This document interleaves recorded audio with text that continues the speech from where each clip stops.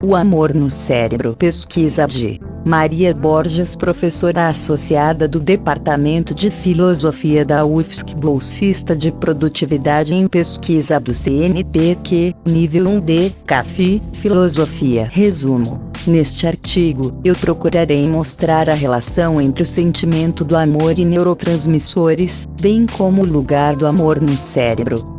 Na primeira parte, eu examinarei a tradição de ligar emoções e fisiologia, partindo da intuição cartesiana de que os sentimentos têm um aspecto fisiológico. Num segundo momento, mostrarei os experimentos da neurologista Helen Fisher sobre o amor, nos quais buscou detectar as regiões cerebrais responsáveis por esse sentimento. Palavras-chave: amor, cérebro, dopamina. Amor e fisiologia. A ideia de que o amor envolve processos fisiológicos não é nova. Já Descartes relacionava as paixões da alma aos movimentos fisiológicos no livro As Paixões da Alma. A teoria das paixões da alma baseia-se numa interessante fisiologia do século XVII, na qual a interação entre corpo e alma se fazia através de fluidos chamados espíritos animais. Temos aí uma explicação mecanicista das emoções. Os espíritos, substâncias rarefeitas, estão contidos nas cavidades do cérebro e, ao serem ativados, percorrem os nervos, incitando a um certo tipo de ação. Na paixão do medo, por exemplo, os espíritos vão do cérebro para os nervos, que movem as pernas para fugir. No amor, assim descreve Descartes, Pat. Chi, em As Paixões da Alma, Art. 102, a interação entre a representação do objeto do amor, os espíritos animais e os órgãos internos. Estas observações, e tantas outras que seria demasiado longo descrever, me fizeram crer que, na medida em que o entendimento se representa algum objeto de amor, a impressão que este pensamento causa no cérebro conduz os espíritos animais, pelos nervos do sexto par, em direção aos músculos, circundam os intestinos e o estômago, de forma a fazer com que o suco das carnes, que se converteu em sangue novo, passe rapidamente em direção ao coração sem se deter no fígado. Sendo conduzido ao coração com mais força do que aquele sangue que está em outras partes do corpo, ele aí penetra em maior abundância e excita um maior calor, visto que ele é mais espesso do que aquele que já foi rarefeito várias vezes ao passar e tornar a passar pelo coração. Tal faz com que ele envie os espíritos ao cérebro, espíritos cujas partes são mais espessas e mais agitadas do que o normal, e estes espíritos, fortalecendo a impressão feita pelo primeiro pensamento sobre o objeto amado, obrigam a alma a deter-se neste pensamento, e é nisto que consiste a paixão do amor. O amor também implica um caminho específico dos espíritos. A impressão que a imagem do ser amado provoca na mente incita os espíritos animais a percorrerem o corpo, fazendo com que o sangue corra em abundância, enviando novamente os espíritos com mais força ao cérebro, o que fortalece a primeira imagem do objeto amado, forçando a alma a permanecer neste pensamento. A lenda de Tristão e Isolda faz referência, por sua vez, à influência de substâncias no despertar e na permanência do amor. Em Tristão e Isolda, temos o efeito do filtro do amor, que, ao ser bebido, provoca o amor romântico. A partir do momento que os dois jovens beberam deste vinho, o amor, tormento do mundo, penetrou nos seus corações. Antes que eles se dessem conta, ele os submeteu ao seu jugo. O rancor de Isolda desvaneceu-se e nunca mais eles foram inimigos novamente. Eles já se sentiam ligados um ao outro pela força do desejo, e no entanto, eles se escondiam um do outro.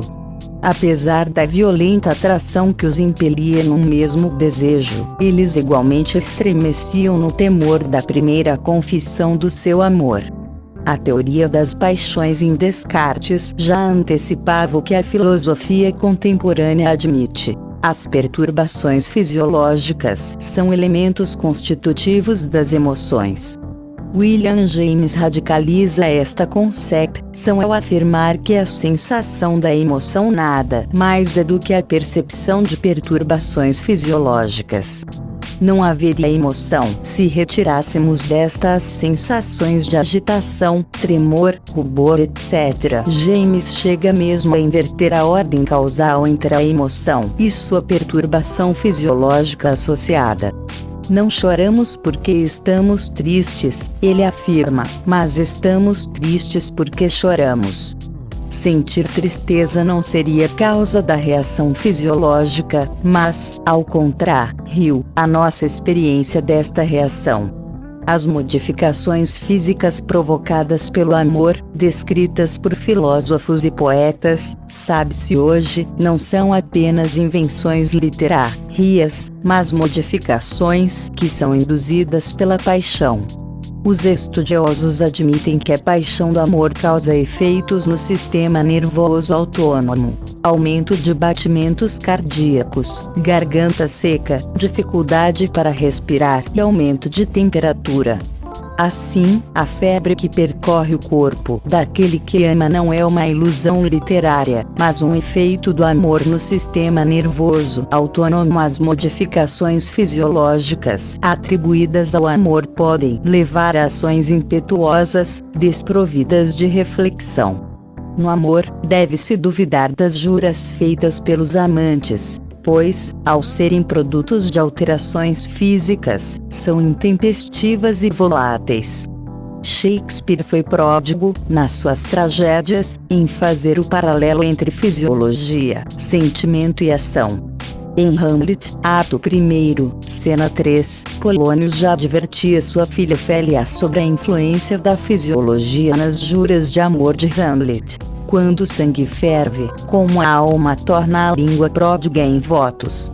A ideia de que emoções são acompanhadas por uma agitação mental e física não aparece apenas nos séculos XVI e XV, com Shakespeare ou Descartes. Já na antiguidade, vemos poemas que enfatizam essas agitações como partes do sentimento amoroso. Assim, a poetisa Safo, Apu de Souza, 1997, escreve: "Quando eu te vejo, minha voz engasga, minha língua paralisa, uma febre percorre todo o meu corpo e eu não vejo nada, meus ouvidos se enchem de um ruído latejante e todo meu ser estremece, o amor como droga". Joyster, 2000, no livro Strong Feelings, Emotions, Addiction and Human Behavior, estabelece um paralelo entre emoções fortes e os sintomas físicos causados pela ingestão de drogas. O arrebatamento amoroso, provocado pela crença de que somos correspondidos, possui os mesmos sintomas causados pela ingestão de anfetamina: aumento de energia, falta de fome e sono, consciência aguçada. A desilusão amorosa induz aos mesmos sintomas da privação desta substância, principalmente o humor deprimido. Várias são as substâncias que estão implicadas no circuito das emoções. Primeiramente, temos os hormônios sexuais, tais como testosterona, estradiol e progesterona. Além disso, as emoções estão associadas a neurotransmissores, como dopamina e serotonina, as endorfinas, que têm um efeito opiáceo, e a feniletilamina, cujo efeito é próximo ao da anfetamina. A sensação de euforia descrita pelos amantes também é causada por esta última substância. O bem-estar que sentimos na proximidade do amado pode estar relacionado com o aumento de dopamina. A perda do objeto amoroso e consequente supressão desta substância pode causar a mesma dor e desconforto físico que sente um viciado em drogas em síndrome de abstinência. Joyster segue a sugestão de Michael Leibovitz de que a química do amor assemelha-se à das anfetaminas.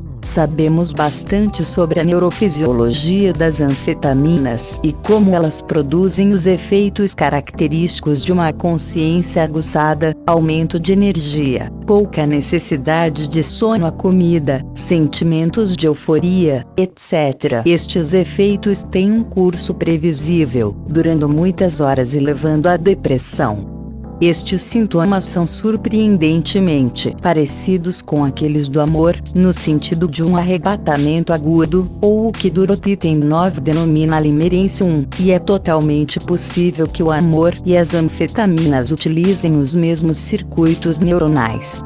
Euster, 2000, p. 5, contudo, há também uma diferença notável. A excitação das anfetaminas é produzida pela ingestão de uma substância química. A euforia do amor pode ser produzida pela crença de que a outra pessoa nos ama e pode transformar-se em depressão quando a crença é provada falsa. A euforia e depressão amorosas podem acontecer virtualmente de forma instantânea, enquanto os efeitos da anfetamina são produzidos e desaparecem de forma mais gradual.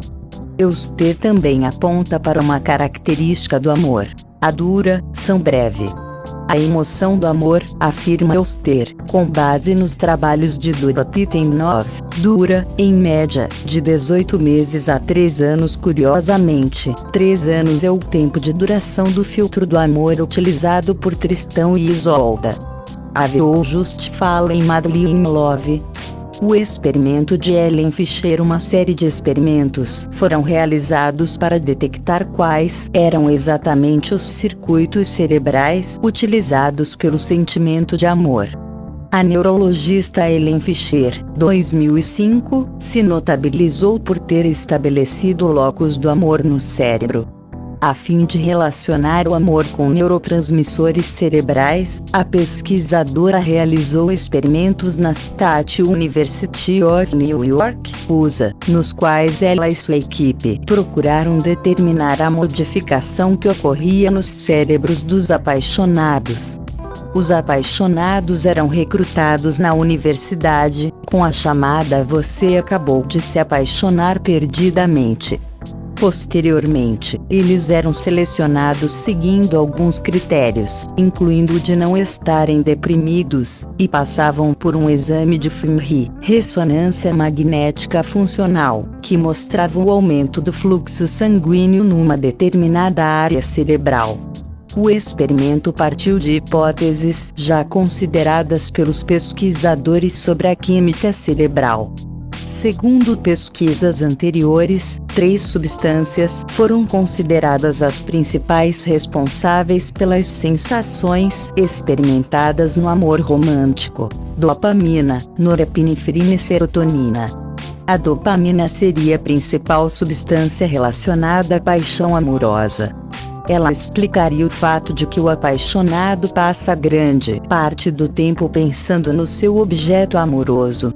Elevados níveis de dopamina produzem uma atenção concentrada num objeto, bem como uma motivação e comportamento direcionado a um fim.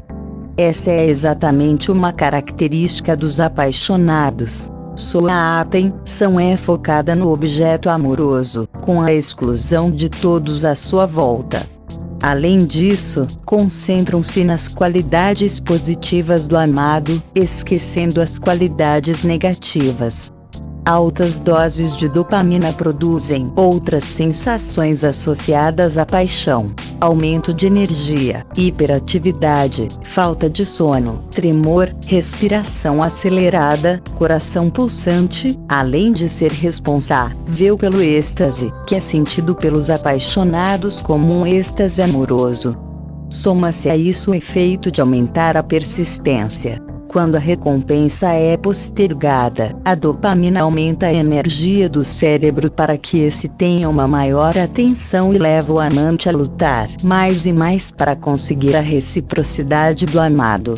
Os aspectos negativos da dopamina incluem uma dependência da substância, o que resulta num comportamento aditivo, de um viciado em drogas. Há uma interessante interação da dopamina com os hormônios sexuais. Quando os níveis da dopamina aumentam no cérebro, aumentam também os níveis de testosterona, o hormônio do desejo sexual, tanto para homens quanto para mulheres.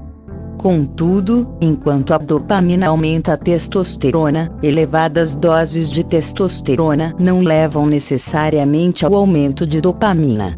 Por essa razão, nós podemos ter desejo sexual sem paixão, mas dificilmente teremos paixão amorosa sem desejo.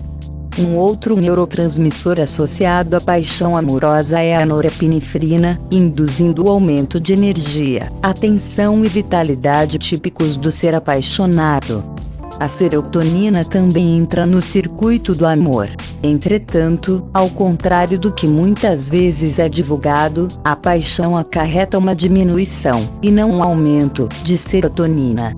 A diminuição de serotonina faz com que a paixão se assemelhe aos transtornos obsessivos compulsivos. Na ausência do objeto ou na suspeita de rejeição, o apaixonado fica obsessivo, ao invés de aceitar a perda. O amor no cérebro. A pesquisa da doutora Ellen Fisher procurava testar se essas substâncias realmente estavam ativas na experiência amorosa e em quais lugares do cérebro elas eram ativadas. Para tal fim, as ressonâncias magnéticas dos cérebros dos apaixonados foram feitas quando esses olhavam para fotos das pessoas por quem estavam apaixonados. Essas ressonâncias foram confrontadas com outras nas quais as mesmas pessoas olhavam para fotos de estranhos. Foi constatado que o lugar que mais mostrava atividade era o núcleo caudato, uma região em forma de C que se encontra no centro do cérebro, diagrama 1.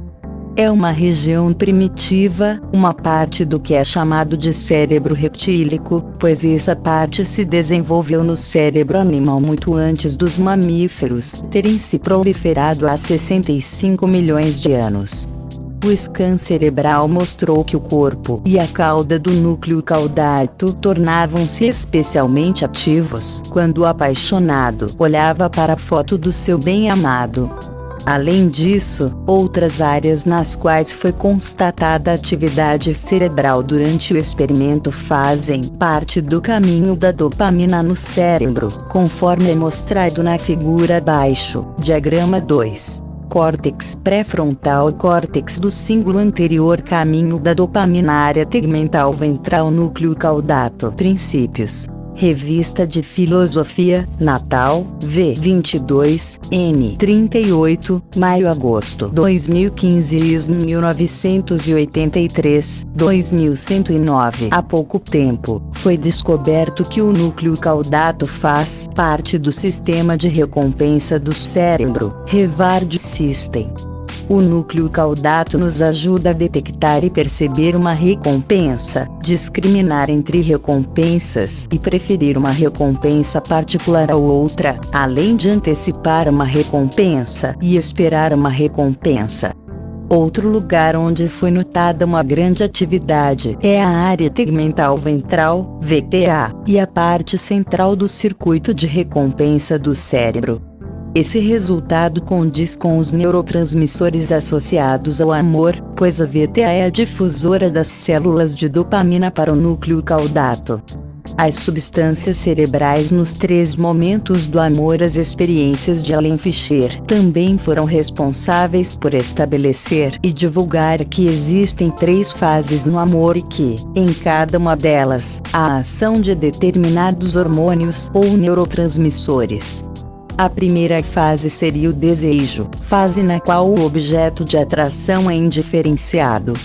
Nesta fase predomina a testosterona, responsável pelo desejo sexual. Num segundo momento, teríamos a paixão do amor, caracterizada pelos efeitos da dopamina e norepinefrina. Essa fase não duraria para sempre e daria lugar à terceira fase do amor, a do vínculo.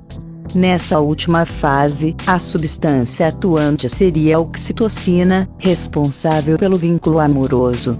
Caberia a pergunta: essas descobertas fisiológicas não levariam ao desencantamento do amor? Passaria paixão a ser objeto da ciência e não mais da literatura ou da filosofia? É John Euster, 2000, p. 5, que nos responde. Enquanto está sendo elucidado o caminho neurológico através do qual as substâncias químicas produzem seus efeitos, a química da crença de que o amor é correspondido ao efeito desta crença no sistema de gratificação do cérebro é provavelmente muito mais complexo. Num futuro próximo, e talvez para sempre, estaremos apenas aptos a descrevê-la em termos do seu conteúdo, ela me ama, e não em termos de seu substrato molecular. Referências: Descartes, René. Les Passions de Lame. Uvres de Descartes, Bat, Chi. Ent. Adam/Tannery. Paris. Vrin, 1964-76. Euster, John. Strong Feelings, Emotion, Addiction and Behavior. Cambridge, MIT, 2000. Fischer, Ellen. Vive Love, The Nature and Chemistry of Romantic Love. New York, Inhofe and Company, 2005. Kindle Edition. Souza, Ronald. The Rationality of Emotions. Cambridge, MIT, 1997. Tem 9, Dorothy. Love and Limerence. New York, Stand and Die, 1979. Artigo recebido em 28 de julho de 2015, aprovado em 23 de agosto de 2015. Este artigo foi gravado em 10 de dezembro de 2022, por Cibele Manweiler, para compartilhar e incentivar o interesse para a pesquisa e para a leitura de artigo científico como leitura livre, a fim de que mais esclarecidos sobre nosso próprio sistema, possamos ter condutas mais coerentes com o conhecimento e o entendimento. Conhecer é o primeiro passo. Entender é o caminho. Entendendo um pouco das interpretações que temos acerca do mundo e da realidade, podemos fazer escolhas melhores, identificar melhor as fake news, as fofocas, a superstição, a manipulação mal intencionada no campo do conhecimento e a deturpação informativa, do estudo sério e honesto, da pesquisa séria e honesta, e ainda perceber melhor as nuances de relevância de fundo no processo metodológico, incluindo no que concerne ao pesquisador e sua honestidade investigativa. Tomemos a mesma sinceridade ao investigarmos o melhoramento de nós mesmos. Como podemos identificar uma pesquisa séria? Lendo. Além do fato de o investigador ter sinceridade de busca, cabe acrescentar que algumas vezes podemos ainda encontrar artigos que por vezes parecam opostos e contraditórios. Às vezes são, pois já foram fechadas novas lacunas e algumas interpretações foram refeitas baseadas nas novas descobertas. Em outros casos, pode ser que encontre pesquisas de pesquisadores que estão em nível de conhecimento diferente dentro de seu tema comumente abordado, e por esse motivo algumas questões que você, leitor, consideraria importante por já ter visto artigos mais atualizados, não encontra citada relevantemente em outro. Um pitaco aqui de sugestão para auxiliar os leigos no assunto. Leia e pense. Relacione os outros conhecimentos e busque em especial a coerência, considerando prós e contras. As pesquisas mais atualizadas encontrei somente em língua estrangeira. Por ora estou trazendo artigos curtos e simples para pensar as questões. Muito grata. Cibele Manweiler.